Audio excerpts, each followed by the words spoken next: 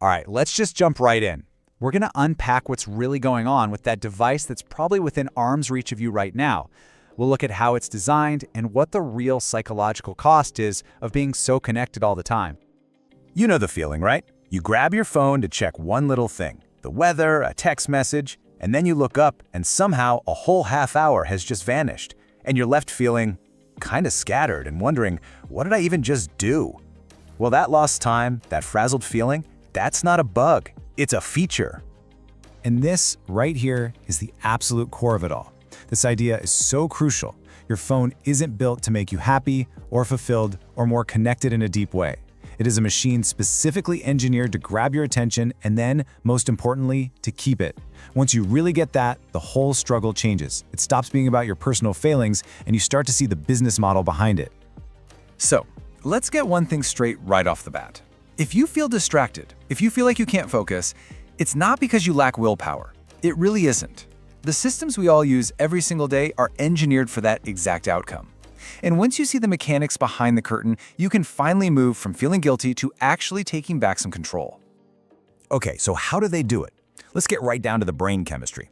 Every time you see that little red notification bubble, or you get a like, or a new follower, that's not just information. It's a tiny, carefully calculated hit of a reward chemical in your brain called dopamine. Now, the real magic trick, if you want to call it that, is how that dopamine gets delivered. It's not consistent, it's not predictable.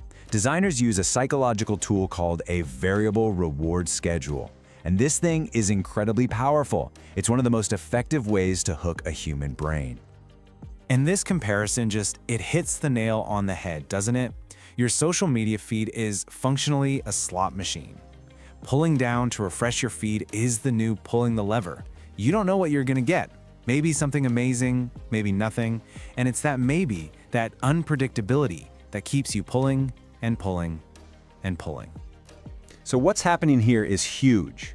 You're not just using an app. That app is actively training your brain. It's rewiring your expectations. It's teaching you day in and out that constant high-speed stimulation is the new normal.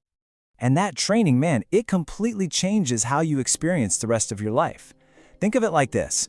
Your brain gets used to the constant sugar rush of the candy bar, the fast, easy rewards of your digital feed. So what happens when you try to sit down and eat a balanced meal, like reading a book or doing deep, focused work? It feels awful. It feels boring, almost physically uncomfortable, because your brain is screaming, "Where's the reward? I want it now." But it's not just about making the real world feel kind of blah. The impact actually goes a lot deeper than that. There are these hidden psychological costs running in the background all the time, what the source material calls silent mood killers. So what are we talking about here?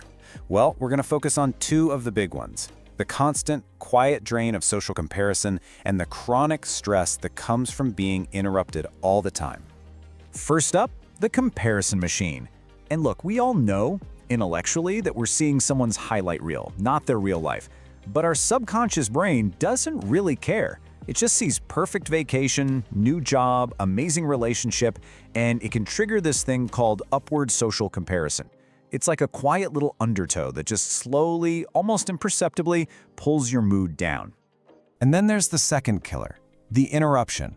That little buzz in your pocket, that ping from your laptop. Even if you don't look at it, even if you totally ignore it, your brain doesn't. For a split second, your focus is shattered because a part of your brain has to stop what it's doing and ask, what was that? Is it important? And every one of those little shifts has a cognitive cost. Now multiply that tiny little cost by, what, hundreds of times a day? You end up with a brain that's stuck in a chronic, low-level state of stress. Your cortisol levels, your stress hormones, they stay elevated. And the result is exactly what you see here. Your ability to think clearly goes down, stress goes up, and your mental energy is just gone. It's death by 1,000 tiny cuts. And get this is wild. The research is pretty clear that just having your phone on the table, even if it's face down and on silent, is enough to measurably lower your cognitive performance. Why? Because a part of your brain is still actively working to not pick it up.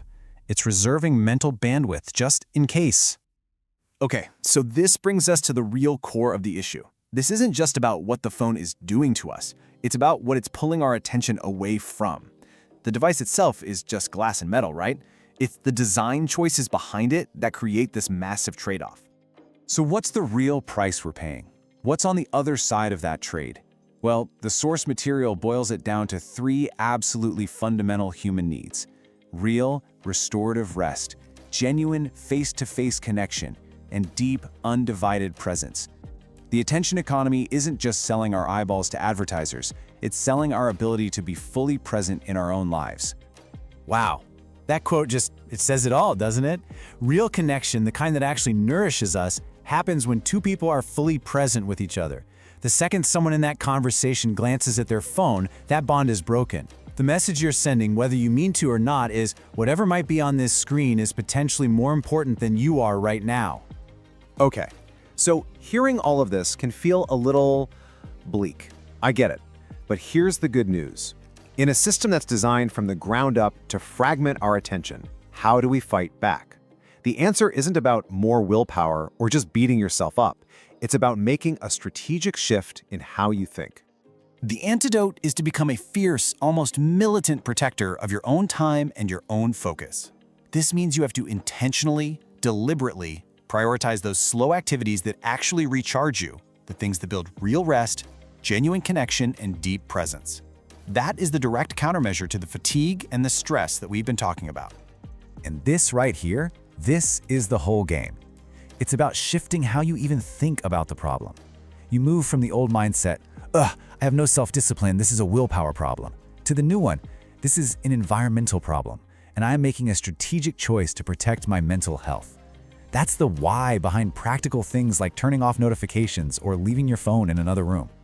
So, when all is said and done, the real takeaway here isn't some number on your screen time app. Who cares about that, really? The point is to understand the huge, massive difference between a life lived in 1,000 tiny, distracted fragments and a life lived with real, undivided presence. And that leaves us with one final, really big question to sit with. If we know these devices are designed for attention, not for our well-being, what fundamental human need might you be substituting with that digital stimulation? Is it boredom, loneliness, the need for rest? And maybe more importantly, what will the real cost of that substitution be 10, 20 years from now?